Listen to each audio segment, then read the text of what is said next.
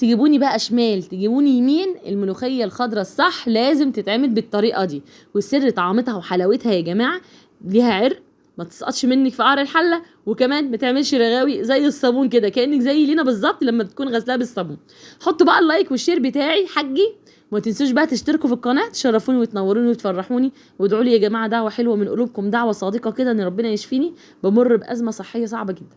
ماشي. الملوخيه بقى نقعتها كده في شويه ميه وخل، وغسلتها كذا مره وحطيتها كده اتصفت ونشفت، ويا سلام بقى لو حطيها على حته قماشه قطن كده تنشف براحتها. جميل لغايه ما ايه هنسلق بقى الارنب بتاعنا، وهنقول لكم بقى ايه سر حلاوه الملوخيه.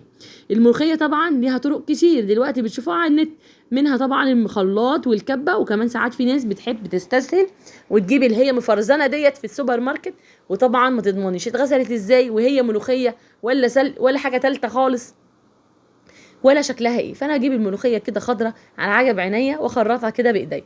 طبعا المخرطه يا جماعه سبب رئيسي في حلاوه وطعامه وقوام الملوخيه المظبوط. جميل. لان اللي في الكبه واللي في الخلاط بتطلع ملوخيه كل حاجه، بحس انها عصير ملوخيه، وبحس انها بتبقى عامله رغاوي كده ومش لطيفه. طب يا شيمو، بالنسبه بقى للبنوتات اللي لسه متجوزين ومش عارفين بيخرطوا الملوخيه ازاي، بتتخرط بالطريقه دي يا قلبي. وطبعا عايزه اقول لك لو انت لسه اول مره بتعمليها وعايزه تعرفي قوامها، قوام الفرم بتاعها او الخرط بتاعها، امتى اوقف خرط فيها، هقول لك لما سلاح المخرطه بتاعك يبقى نضيف بالشكل ده. تفضلي تخرطي طول ما الملوخيه لازقه في المخرطه، اعرفي ان انت لسه ما خلصتيش. اول ما المخرطه تنضف معاكي كده خلاص وقفي فرم. هشيل بقى الارنب بقى، كنت غسلاه ومخلياه زي الفل يا جماعه، حاطه له بصل وحبهان ومستكه وكمان فلفل اسمر، وادي الشوربه بتاعه الارنب. هنزل بقى بالملوخيه الخضراء بتاعتنا الجميله بالشكل ده. بصوا عارفه طريقها، نطت في الملوخيه لوحدها في الشوربه لوحدها اهو.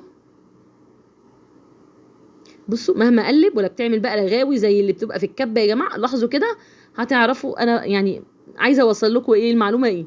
فعلا طعمها مختلف ومميز. هجيب بقى طاسه كده على النار واحط فيها معلقه كبيره من السمنه البلدي اللي انا كنت عاملاها معاكم. لو حابين تشوفوا الفيديو روحوا شوفوه قريب مش بعيد، ازاي عملت من اللبن سمنه بلدي، وعملت كمان جبنه تطير العقل. والله يا جماعه كل اللي يدوق الجبنه دي عندي يطلب مني ويقول لي لازم تعملي لنا منها. حطي بقى معلقه السمنه البلدي، وعندي بقى راس توم برضو فرماها في الهون او المدق بتاع الهون. برضو التوم بيبقى مختلف غير الكبه بتقطعه مش بتفرمه يا جماعه. جميل. التوم لازم يتهرس كده بالمدق عشان طعمه يبقى مميز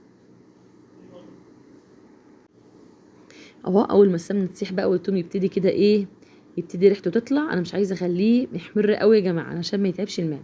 اول ما يبقى لونه جلد فاتح كده جميل، بحط بقى الكزبره الناشفه بتاعتي اهو. ونسيت اقول لكم وانتوا بتخرطوا الملوخيه حطوا قرن شطه اخضر كده، هيخلي التيست بتاع الملوخيه في حته تالته، مش حته تانية، حته تالته اهو.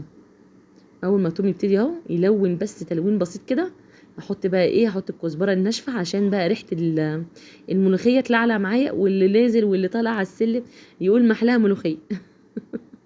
اه شويه كزبره صغيرين جدا مش كتير.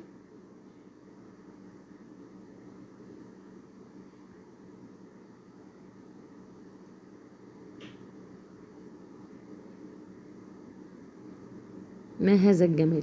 عايزه اقول لكم اعملوها بالطريقه دي يا جماعه، لو اتبقى منكم طبق يبقى ايه اللوم عليا.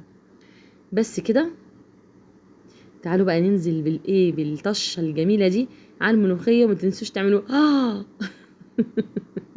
تشهقوا يعني، تشهقي عشان نفسك الجميل ده يبقى في اكلك كده، واكلك مميز وطعمه زي العسل.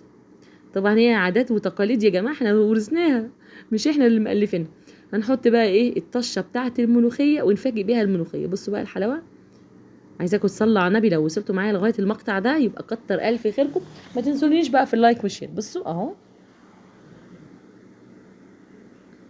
شايفين الجمال، شايفين الدلال، حاجه كده ايه ولا في الاحلام، ريحه وطعم وقوام مميز وزي الفل، ما فيهاش غلطه، ما فيهاش غلطه.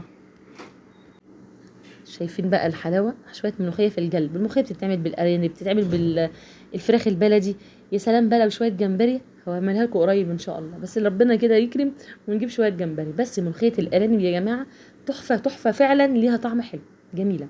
صحه وعافيه لكل الكل. وما تنسونيش بقى في اللايك والشير زي ما قلت لكم. مع السلامه.